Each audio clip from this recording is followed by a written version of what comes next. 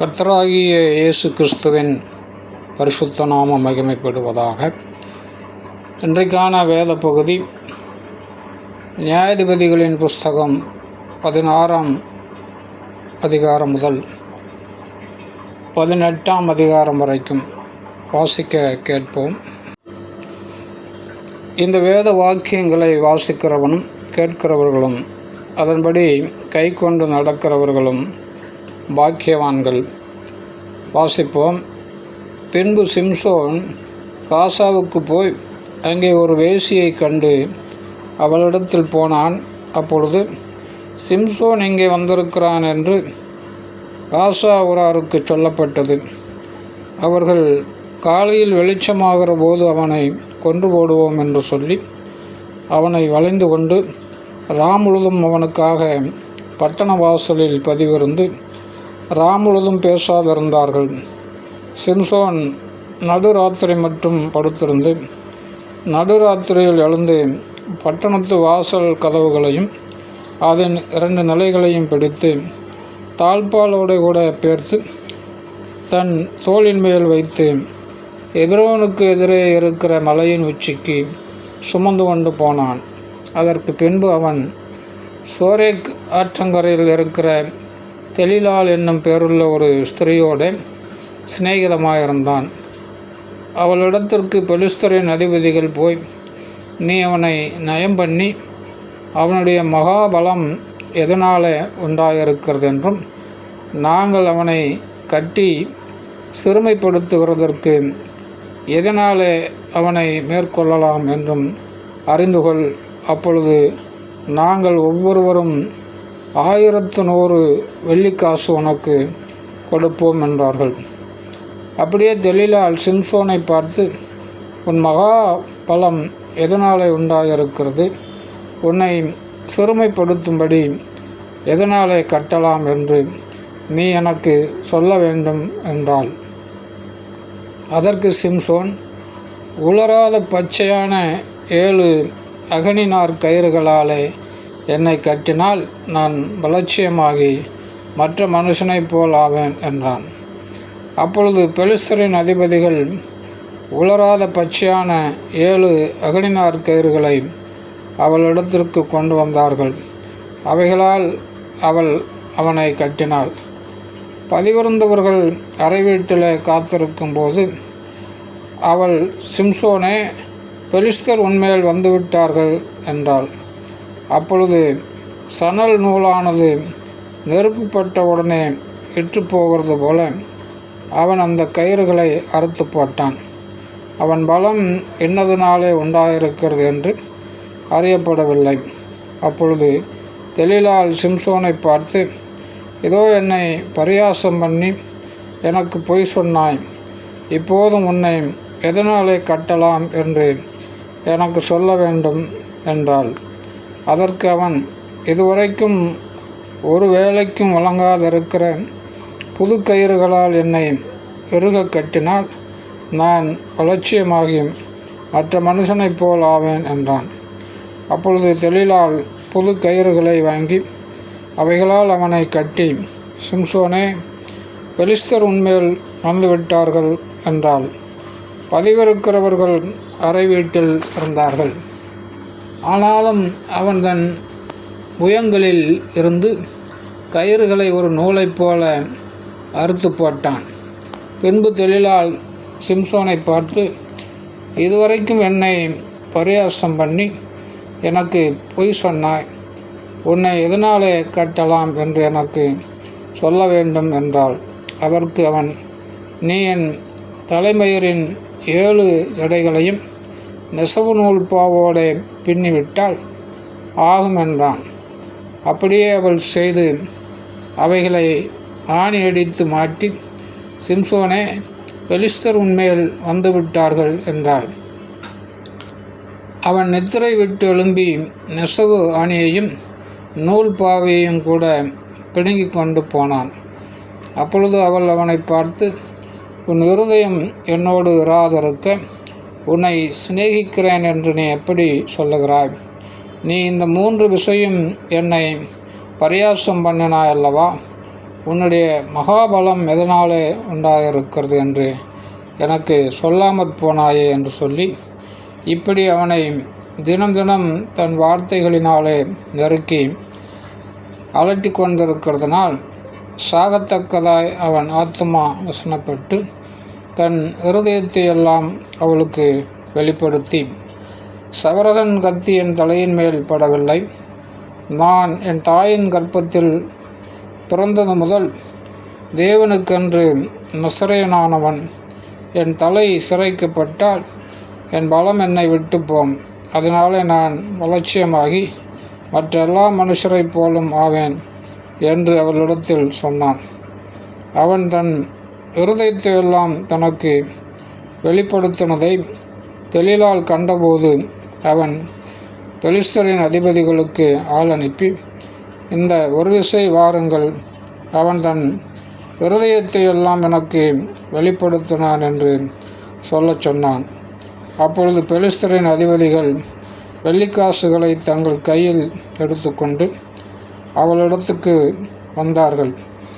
அவள் அவனை தன் மடியிலே நித்திரை செய்ய பண்ணி ஒருவனை அழைத்து அவன் தலைமயிரின் 7 ஜடைகளையும் சிறைப்பித்து அவனை சிறுமைப்படுத்தத் தொடங்கினாள். அவன் பலம் அவனை விட்டு நீங்கிற்று. அப்பொழுது அவள், சிம்சோனே, பெலிஸ்தர் உன்மேல் வந்துவிட்டார்கள் என்றாள். அவன் நித்திரை விட்டு விழித்து கர்த்தர் தன்னை விட்டு விலகினதை அறியாமல், எப்போதும் போல உதறி போட்டு வெளியே போவேன் என்றான்.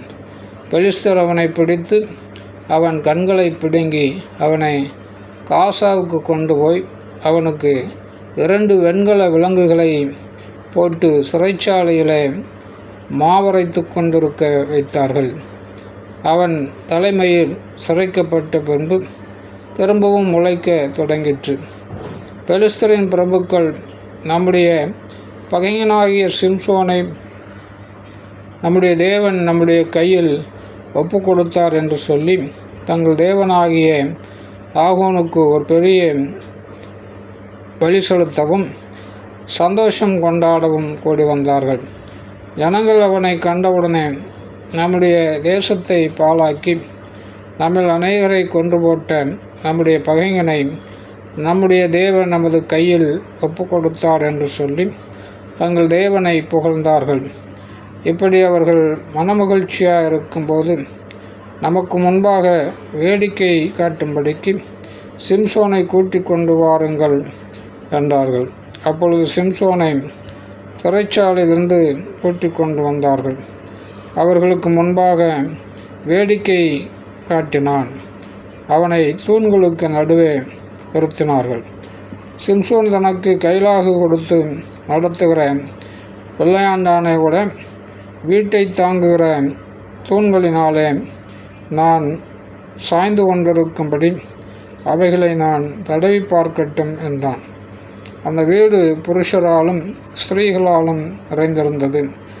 அங்கே பெலிஸ்தரின் சகல பிரபுக்களும் வீட்டின் மேல் புருஷரும் ஸ்திரீகளுமாக ஏறக்குறைய 3000 பேர் சிம்சோன் வேடிக்கை காட்டுகிறதை பார்த்து கொண்டிருந்தார்கள்.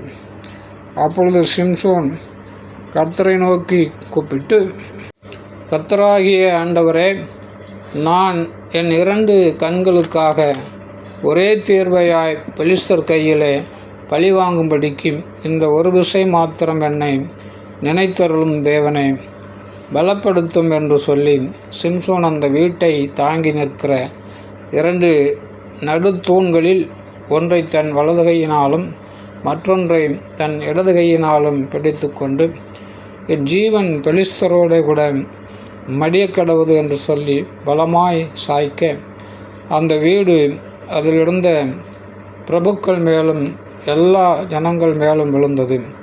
இவ்விதமாய் அவன் உயிரோடு இருக்கையில் அவனால் கொல்லப்பட்டவர்களை பார்க்கலும் அவன் சாகும்போது அவனால் கொல்லப்பட்டவர்கள் அதிகமாயிருந்தார்கள். பின்பு அவன் சகோதரனும் அவன் தகப்பன் வீட்டார் அனைவரும் போய் அவனை எடுத்துக்கொண்டு வந்து சோராவுக்கும் எஸ்தாவோலுக்கும் நடுவே அவன் தகப்பனாகிய மனோவாவின் கல்லறையில் அடக்கம் பண்ணினார்கள். அவன் இஸ்ரவேலை 20 வருஷம் நியாயம் விசாரித்தான். ஆமென். 17ஆம் அதிகாரம். எப்பிராயீம் மலை தேசத்தானாகிய மீகா என்னும் பேருள்ள ஒரு மனுஷன் இருந்தான். அவன் தன் தாயை நோக்கி, உன்னிடத்தில் இருந்த 1100 வெள்ளிக்காசு களவு போயிற்றே, அதை குறித்து என் காதுகள் கேட்க நீ சாபமிட்டாயே. அந்த பணம் இதோ என்னிடத்தில் இருக்கிறது, அதை எடுத்தவன் நான் தான் என்றான். அதற்கு அவன் தாய், என் மகனே, நீ கர்த்தரால் ஆசீர்வதிக்கப்படுவாய் என்றாள். அவன் அந்த 1100 வெள்ளிக்காசை தன் தாயினிடத்தில் திரும்ப கொடுத்தான். அவள் வெட்டப்பட்ட ஒரு சுரூபத்தையும் வார்ப்பிக்கப்பட்ட ஒரு விக்கிரகத்தையும் உண்டு பண்ண, நான் என் கையில் இருந்த இந்த வெள்ளியை என் மகனுக்காக முற்றிலும் கர்த்தருக்கென்று நியமித்தேன். இப்போதும் இதை உனக்கு திரும்ப கொடுக்கிறேன் என்றாள். அவன் அந்த வெள்ளியை தன் தாய்க்கு திரும்ப கொடுத்தான். அப்பொழுது அவன் தாய் 200 வெள்ளிக்காசை எடுத்து தட்டான் கையிலே கொடுத்தாள். அவன் அதனாலே வெட்டப்பட்ட ஒரு சுரூபத்தையும் வார்ப்பிக்கப்பட்ட ஒரு விக்கிரகத்தையும் பண்ணினான். அவைகள் மீகாவின் வீட்டில் இருந்தது. மீகா சுவாமிக்கு ஒரு அறை வீட்டை நியமித்து வைத்திருந்தான். அவன் ஒரு ஏபோத்தையும் சுரூபங்களையும் உண்டு பண்ணி தன் குமாரரில் ஒருவனை பிரதிஷ்டை பண்ணினான். இவன் அவனுக்கு ஆசாரியனானான்.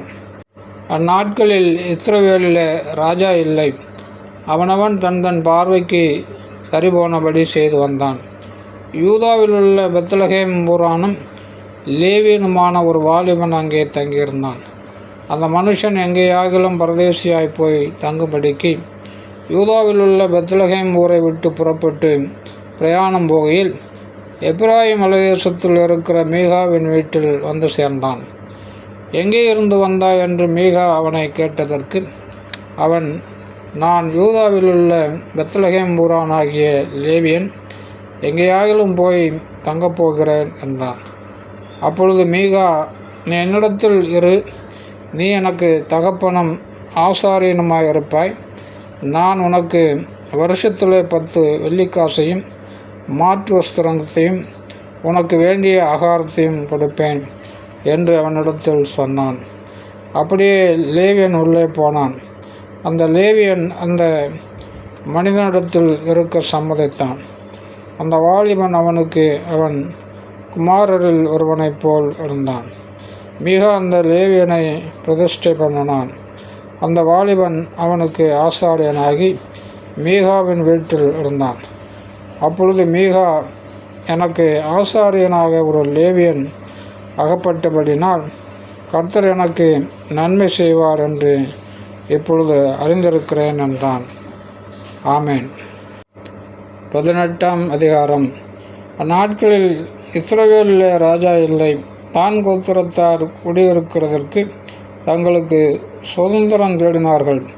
அந்நாள் வரைக்கும் அவர்களுக்கு இஸ்ரவேல் கோத்திரங்கள் நடுவே போந்த சுதந்திரம் கிடைக்கவில்லை. ஆகையால் தேசத்தை உளவு பார்த்து வரும்படி தான் புத்திரர் தங்கள் கோத்திரத்தில் பலத்த மனுஷராகிய 5 பேரை தங்கள் எல்லைகளில் இருக்கிற சோராவிலும் எஸ்தாவோவிலிருந்து அனுப்பி, நீங்கள் போய் தேசத்தை ஆராய்ந்து பார்த்து வாருங்கள் என்று அவர்களோடே சொன்னார்கள். அவர்கள் எப்பிராயீம் மலைதேசத்தில் இருக்கிற மீகாவின் வீடு மட்டும் போய் அங்கே ராத்தங்கினார்கள். அவர்கள் மீகாவின் வீட்டண்டையில் இருக்கையில் லேவியனான வாலிபனுடைய சத்தத்தை அறிந்து அங்கே அவனிடத்தில் போய், உன்னை இங்கே அழைத்து வந்தது யார்? இவ்விடத்தில் என்ன செய்கிறாய்? உனக்கு இங்கே என்ன இருக்கிறது என்று அவனிடத்தில் கேட்டார்கள். அதற்கு அவன், இன்னபடி மீகா எனக்கு செய்தான், எனக்கு சம்பளம் பொருத்தினான், அவனுக்கு ஆசாரியனானேன் என்றான். அப்பொழுது அவர்கள் அவனை நோக்கி, எங்கள் பிரயாணம் அனுகூலமாய் முடியுமா என்று நாங்கள் அறியும்படி தேவனிடத்தில் கேள் என்றார்கள். அவர்களுக்கு அந்த ஆசாரியன், சமாதானத்தோടെ போங்கள், உங்கள் பிரயாணம் கர்த்தருக்கு ஏற்றது என்றான்.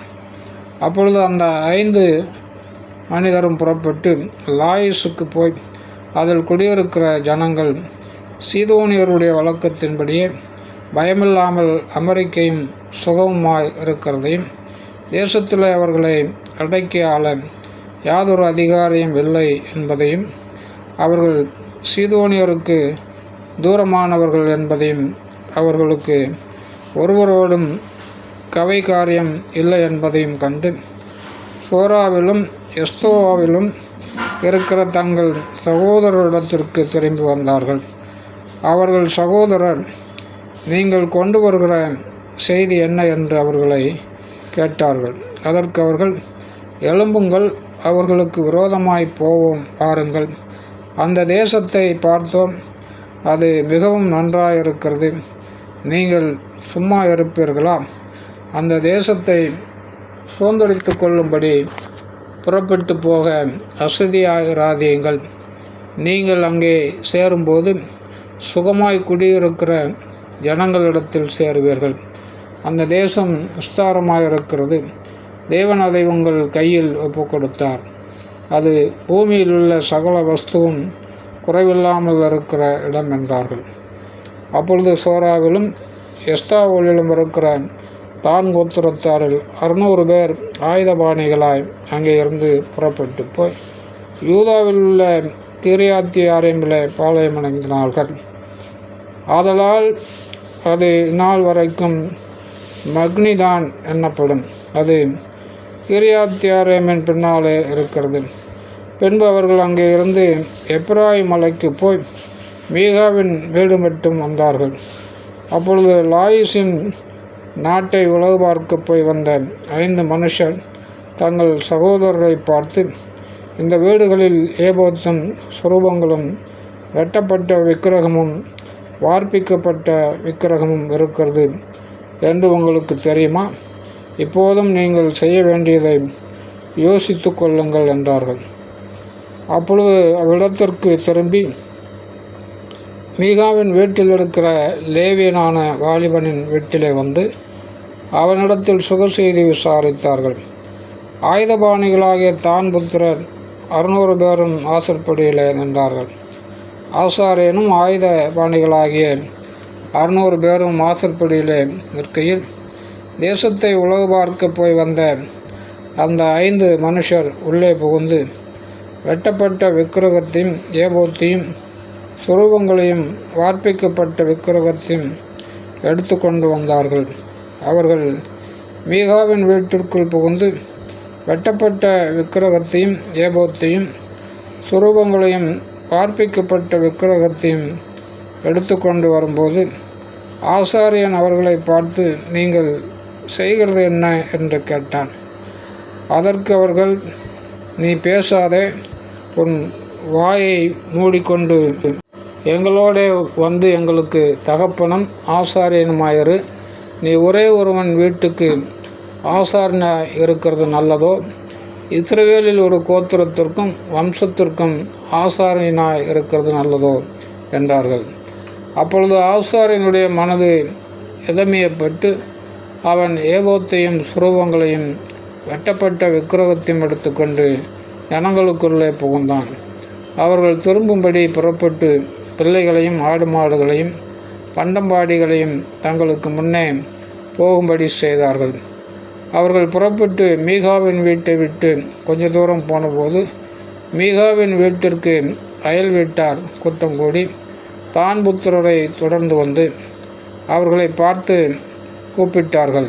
அவர்கள் திரும்பி பார்த்து மீகாவை நோக்கி, நீ இப்படி கூட்டத்துடன் வருகிற காரியம் என்ன என்று கேட்டார்கள்.